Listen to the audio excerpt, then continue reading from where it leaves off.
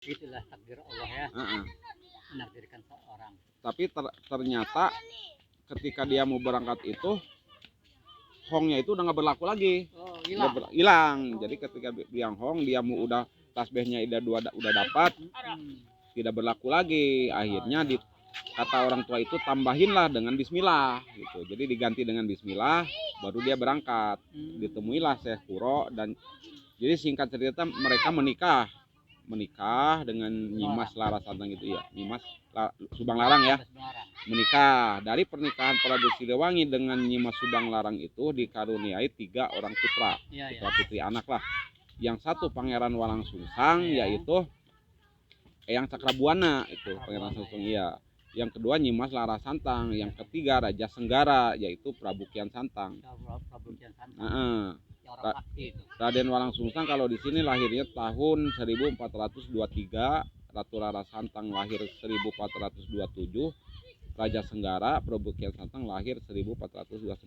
Tapi di riwayat lain Nyimas Larasantang dan Prabu Kian Santang ini kembar gitu di riwayat lain. Itu tidak masalah, yang penting mereka saudara lah. Jadi sejak kecil ketiga anak ini oleh Nyimas Subang Larang dididik ilmu agama Islam. Setelah Pangeran Walang Sungsang dan Ratu Rara Santang agak dewasa, mereka diperintahkan oleh ibunya agar berangkat ke pesantren ke Sekuro. Nah, dititipkan di Sekuro, di guru beliau gitu kan, guru ibunya itu. Masih ada Sekuro di iya masih hidup.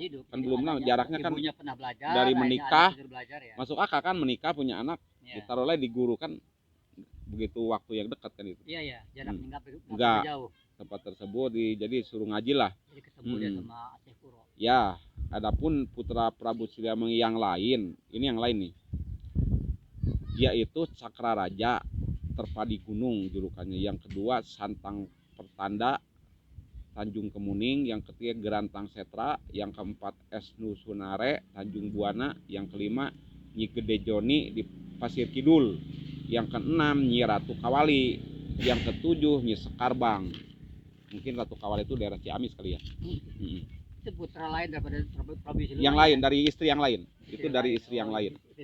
Karena dari Nyimas Subang Larang hanya 3 itu. 3 itu aja. Dari lain sumber ada catatan khusus bahwa Prabu Siliwangi mempunyai 74 orang putra nih. Dari jumlah putra tersebut ada 8 orang yang masuk Islam. 8 orang. Nah, diceritakan nih.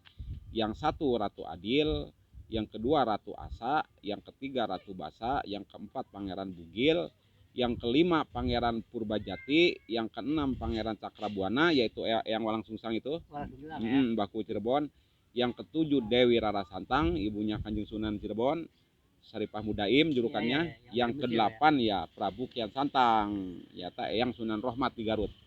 Di Gunung Godog, di Gunung Godog dekat istri saya, makomnya ya, saya sering ke situ juga. Jadi diceritakan bahwa setelah anak-anaknya dewasa di sini nih, anak dari perkawinan dengan Nyimas Subang Larang, Prabu Siliwangi akhirnya keluar dari agama Islam. Di sini diceritakan seperti itu. Saya juga, pokoknya kita ngikutin aja. Kemudian ia kembali pada agamanya yang pertama. Nah ini kalimat ini saya juga baca di Babat Cirebon seperti ini.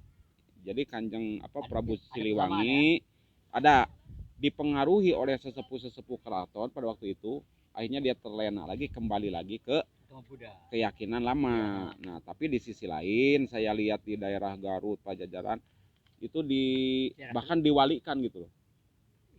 Iya, diwalikan Prabu Siliwangi karena kita tidak bisa yang menghukumi seperti ini nih. Ini urusan kita nggak tahu. Betul. Batin orang. Iya sama dengan kita bisa sejenar kan. Nah, jadi Prabu Siliwangi boleh jadi dia di hadapan sesepuh keraton dia seolah-olah keluar, tapi kan kita hatinya nggak tahu. Iyalah. Nah, jadi kita di sini perlu garis bawahi. Jadi lebih baik kita diam saja urusan ini. Udah, pokoknya seperti itu aja ceritanya. Kita nggak usah memvonis apakah dia Islam apa bukan. Yang pasti ketika ibunda daripada Kanjeng Sunan Cirebon itu lahir itu dari hasil pernikahan dan dia keadaan muslim, begitu aja. Itu poinnya itu poinnya.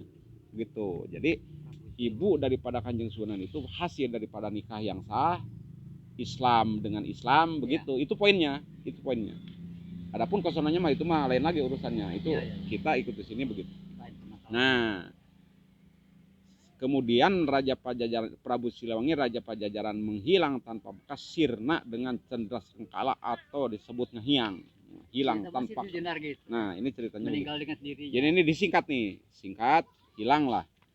Yang Prabu Siliwangi itu menghilang, konon katanya daerah Sancang di Garut di situ. Oh, Sancang. Sancang Garut. Daerah Garut Selatan. Nah, di situ katanya, kata sejarah-sejarah yang beredar lah ya. Iya, beredar ya. Itu pun tidak terlalu inilah itu mah. Nggak Hanya itu pengetahuan aja lah. Karena itu tidak terlalu yang kita ini kan begitu penting. Iya, ini kan yang di jalur Islamnya nih, jalur peredaran Islam keturunan Bantennya nih. Sekarang judulnya Pangeran Walangsungsang nih. Dilahirkan pada tahun 1423.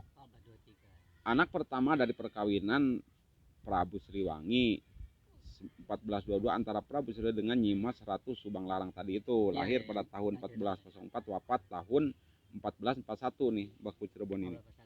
Keturunan dari Ki Ageng Tapa Singapura Merta Singa di Cirebon ya, maksudnya ibunya. Pangeran Walangsungsang mempunyai adik bernama Ratu Rara Santang yang tadi itu.